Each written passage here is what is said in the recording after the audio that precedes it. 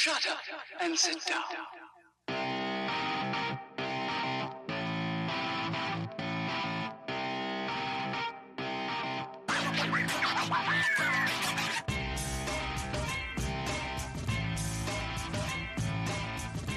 Welcome to the Bricks King podcast, where I'm going to bed your ear about Lego, review those amazing bricks of plastic, and discuss what is new and up and coming around the Lego world. I'm your minifig host, Matt. Let's build on it. How the heck are you guys? You doing well? I'm doing quite well. I'm doing well myself. I'm hoping you are, and if you are not, hopefully you can find that inner peace, that happy place to be able to get you where you need to be. Before we jump into what we're going to talk about today, I want to hit this because, it's the beginning of the show and I don't want to say I want to knock it out of the way, but get it out of the way, move on. And what I'm referring to is the show that is coming up here in the next, well, by the time you're hearing this, it's probably, 3-4 days away, maybe something like that. Anyway, Albuquerque BrickCon is coming. It's very fast, soon. Remember, it is their very first show. We will be there. We will be there Saturday, August 10th. I cannot be there on the 11th. I've got to be back ready for school and stuff like that. Monday's a crazy weird day for us. Anyway, so it is the August 10th and the 11th, and it's going to be huge. So it is at Sid Cutter Pilots Pavilion. I know that's a lot, right? So you can check in the show notes. All the stuff is there. You want to buy tickets, you can do that. So it is at Balloon Fiesta Park in Sid Cutter Pilot Pavilion. That's a lot. It's at 4900 Balloon Fiesta Parkway Northeast in Albuquerque, New Mexico, 87113. So I was given the opportunity. Someone had reached out to me and said, "Hey, we're doing this thing, And I said, I want to be part of that. Yeah, of course. Absolutely. Let's do this.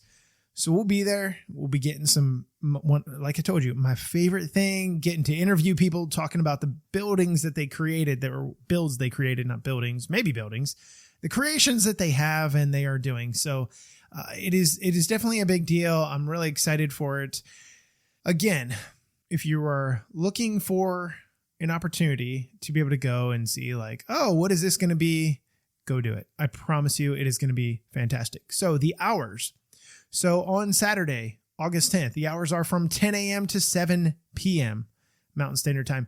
Sunday, it's from 10 a.m. to 4 p.m. Again, I will not be there Sunday. Unfortunately, I've got to be heading back to good old Texas.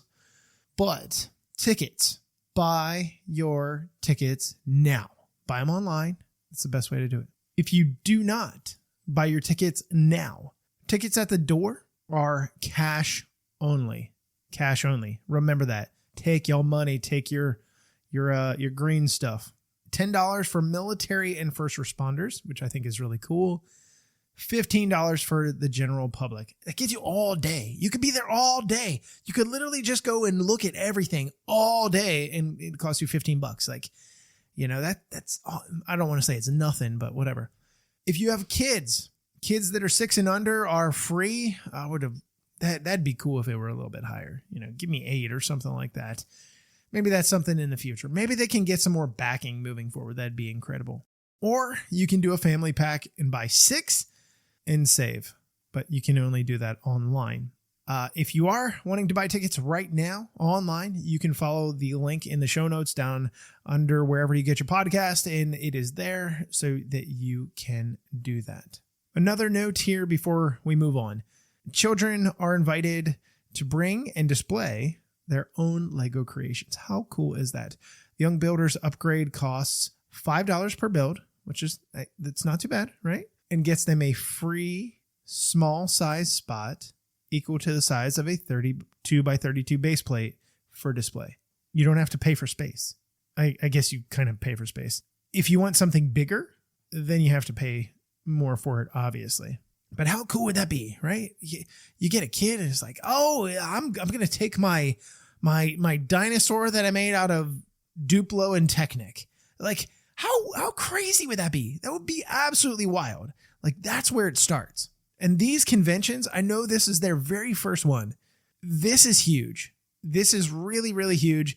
It's a great opportunity to be, I am thankful just to be invited and have the opportunity to go there, talk with people, and get their story. Like I said, that is my favorite part. The reviews, that's fine. Building Lego, that's fine. Talking to people, that's where it's at for me.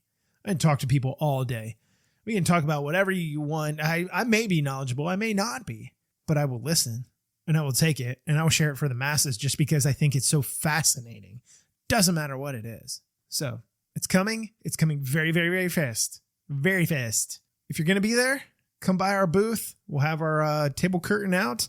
I'll be joined by a new special guest, believe it or not, at the show. And come say hi. And, just let's talk Lego, right?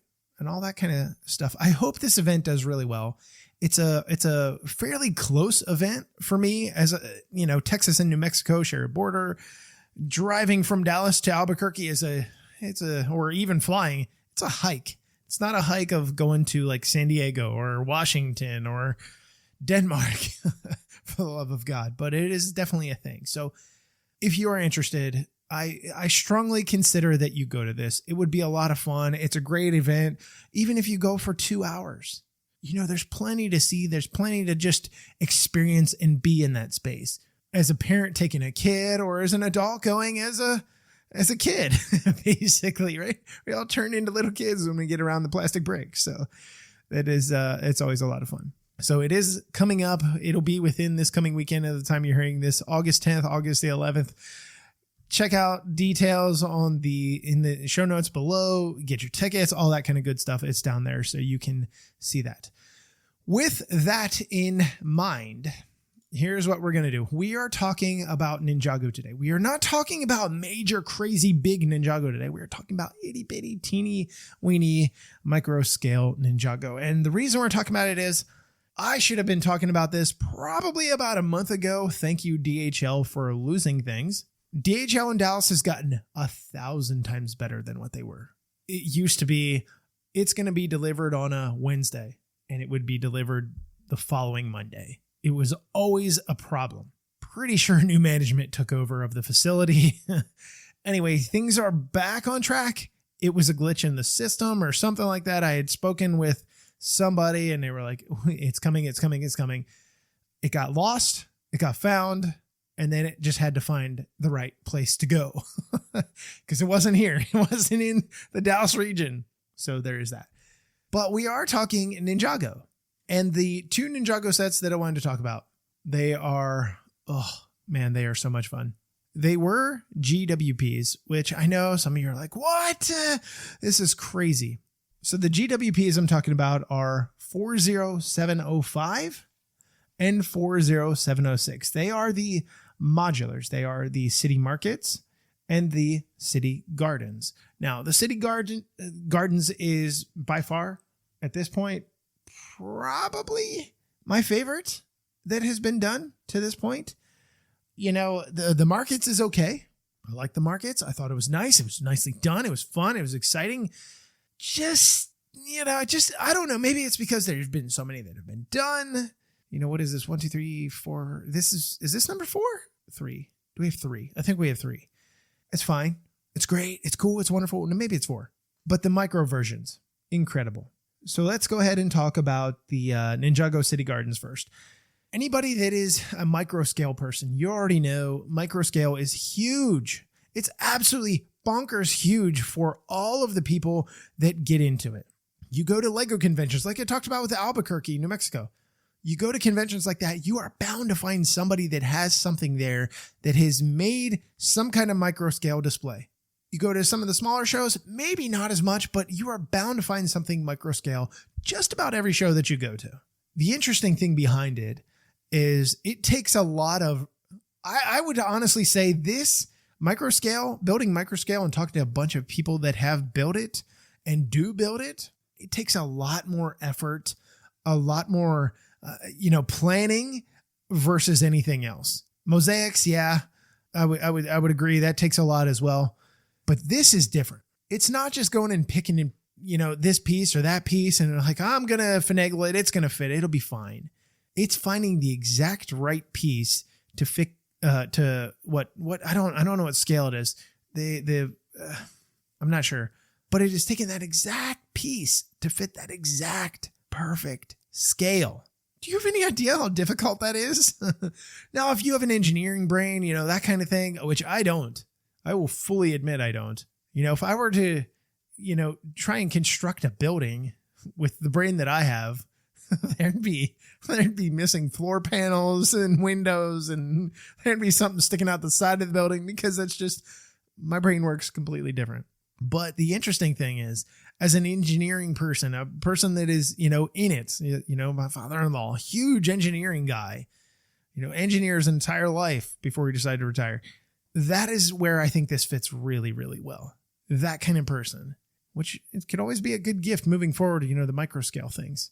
But when micro scale mockers are going through their process, it's crazy to see iterations as they happen. And you can see it online. You can see it in your local lugs and all that kind of stuff, or people that from all across the world.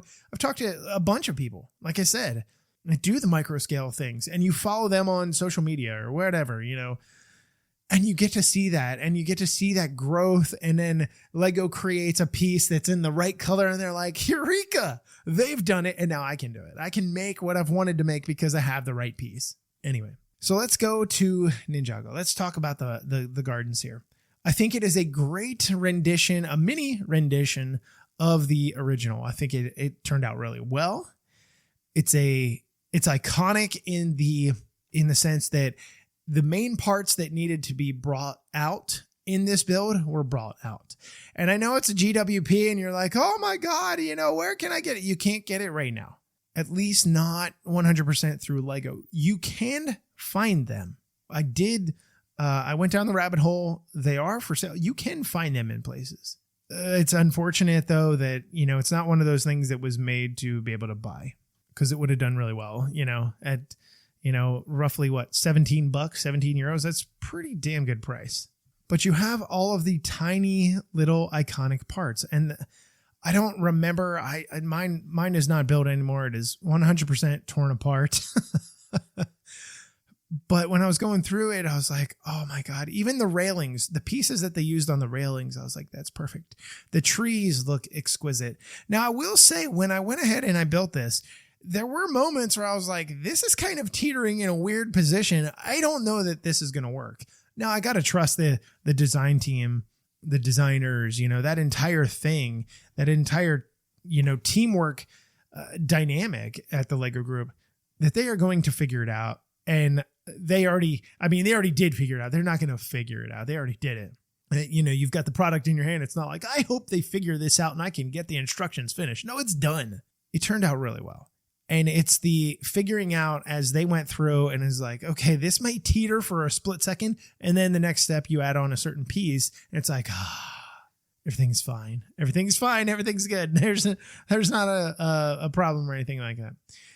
Now, I will say, I do like the fact that they did put pins in the bottom of these, both of these, that you can connect them just like you would with any kind of modular building, or like you would with the Ninjago sets themselves, the actual adult big versions of them. I didn't find a whole lot of parts usage where I was like, oh, that is crazy weird. I can't believe they did that. They've got a heart in here. One of the heart pieces, the translucent hearts that are sticking out the side here. I can't remember. I think that was supposed to be a sign. I don't remember. But, they use some of the transclear bricks and stuff like that in here for all the shops, the plates and stuff for all the shops and everything that were throughout the different levels. Because, again, this is multi-tiered. I believe it was 4 levels, if I'm not mistaken. Like if you broke it apart and you were starting to take things down, I believe it was 4 levels. But they use a micro minifig here as well in the garden, if you will. So again, getting back to the micro scale, I do think some of the pieces, obviously, when you look at micro scale things, you sometimes you have to look at it and say, well, I see what they were going for. Maybe there wasn't a 100% perfect piece to use. And I feel like that a little bit with some of the trees, the little shrubbery and stuff like that. I'm like, okay, the leaves feel a little bit big. You know, you don't have these massive leaves or anything like that on these trees. I get that. It's not a big deal.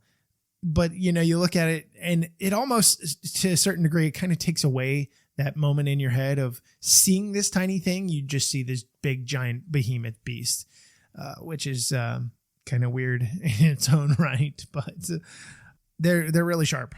That one's really sharp. The color is there. The main focal points, like I said, the main shops, the main architecture, the spire that is on the top with that kind of that teal color it's perfect. It's perfectly replicated in the micro scale. I love it. And that was one of the things that stood out to me. It was the colors.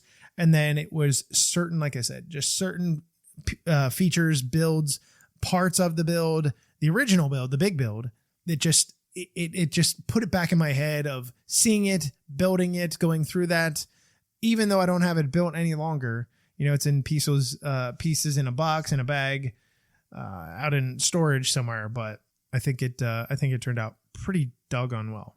So the other one that we have is the city markets, the micro Ninjago city markets, 40706, which I had already mentioned. Another one right here. I do have this one still lit up and built, and when I say lit up, I mean lit up. I was one of those people. I was like, I need to go get these LEDs and I need to do this whole thing and do the wiring and all that. It was tediously fun.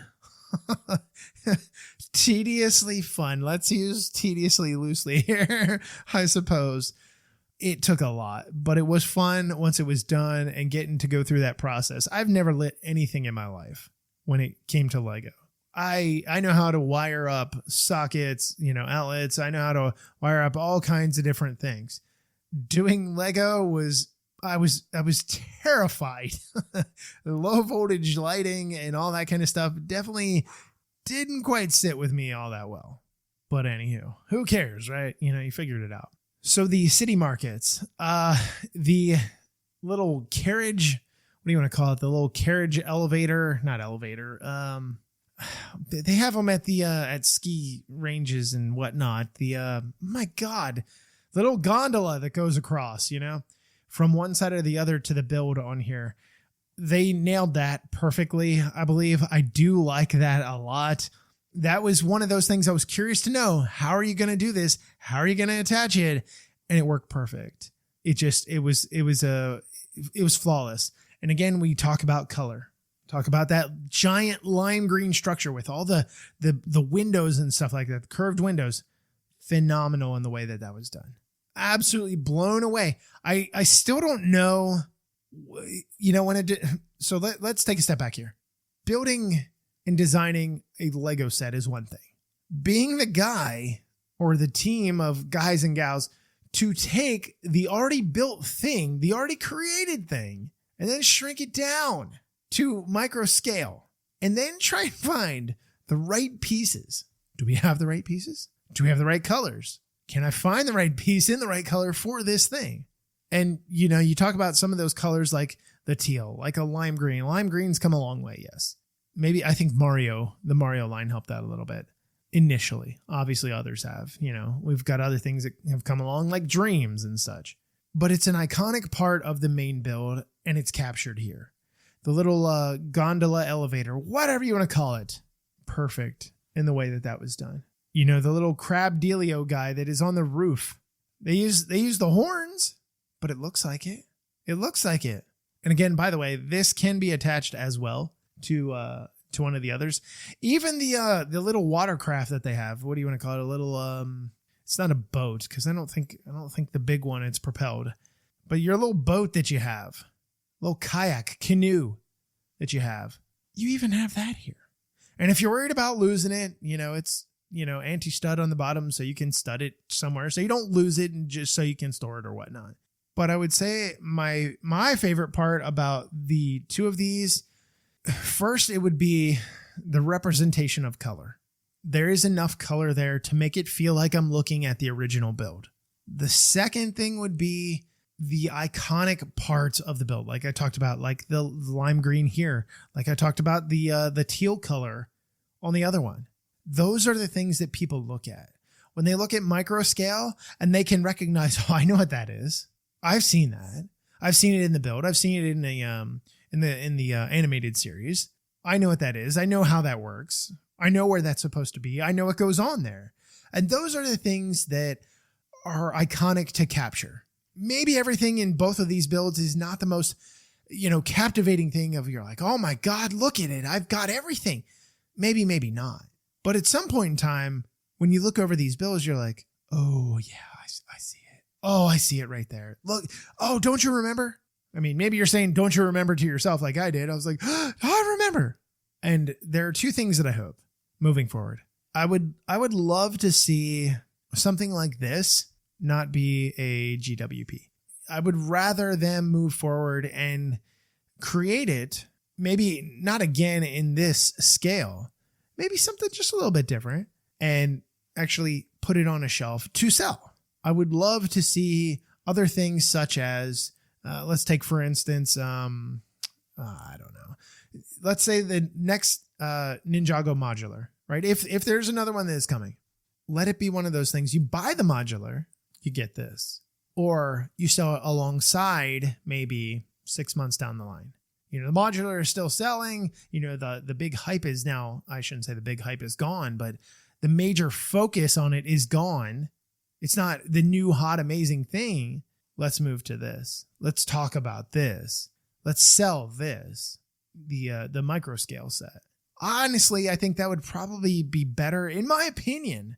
I know why they do GWPs. I get it. I know why they offer them, and I know why they offer them at certain price caps. But it's almost one of those things. How many of you out there are gamers, and there's certain things that are behind a paywall? Content, certain content is behind a paywall. You get this much for free, paywall. It's extra. In this case, it doesn't feel like it should be extra. It's like you're a toy company selling toys. Sell me the toy. I don't want to have to buy all these extra toys to be able to get the toy that I want. I mean, how devastating would that be as a kid to walk into, I don't know, you name your big box store, anything like that, your toy store, wherever you live, whatever country you live in, and you walk in there and immediately you're like, I want that thing over there. I'm sorry, son, you cannot buy that. You have to spend $150 first before you can buy it. Oh. But I don't want all the $150. I want this. I want the $17 thing. This is what I want. And it's one of those things where it's not, it's all, well, at this point, it seems like it's taking over everywhere in just about every facet of life. They buy two, get one free, right? That's what they're doing. You just don't stop and think about it. But the point is, I would love to see things offered more openly of like, hey, I know people are clamoring for this. Here it is. Buy it. And even if it's just a short amount of time, maybe it's 2 weeks. Say, hey, this is going out. And then there's also, an issue with that. Some people that, are not fully ingrained in the Lego community. They don't see all the things, the constant news, the 24-hour cycle that we're on, right? They don't see all the things that are going on. I smacked my microphone all the way accidentally as I'm talking with my hands like I always do. They don't get all that news all the time. Maybe they're just a kind of a standard Star Wars fan. And I use Star Wars fans because Star Wars fans usually, it's one of those things where something really cool comes around every once in a while. And if you're not really in it, you are missing it. And then you are going to regret it. But it sucks, like I said, for people that are not 100% in it all the time, constantly focused on it. Because we have life stressors. You've got jobs, you've got kids, you've got spouses, you've got dogs, you got cats, you got farms. You got to worry about the pests eating all your stuff in your farmland. All that kind of stuff.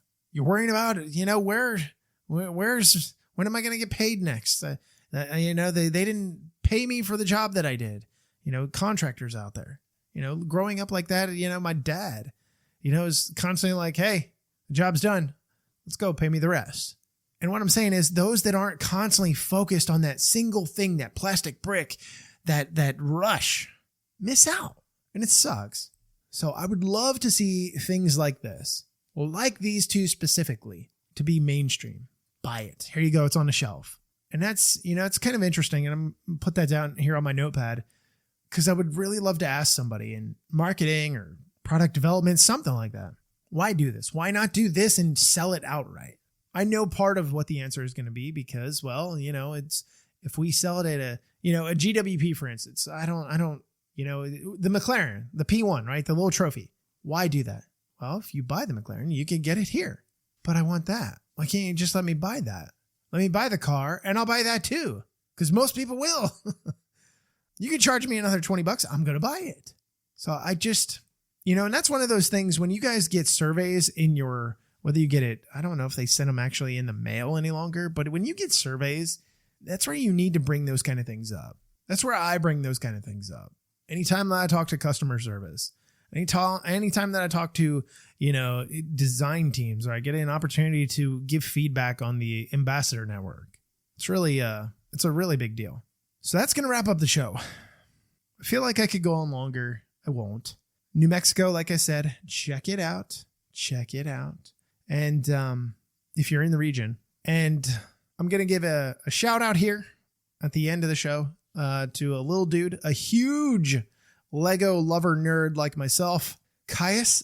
And dude, keep building the build. Keep doing what you do. We will be building in the future. I had an opportunity to make his day this past year. So keep building out there. Everybody, kids, adults, keep building. Just have fun. So it's going to wrap it up.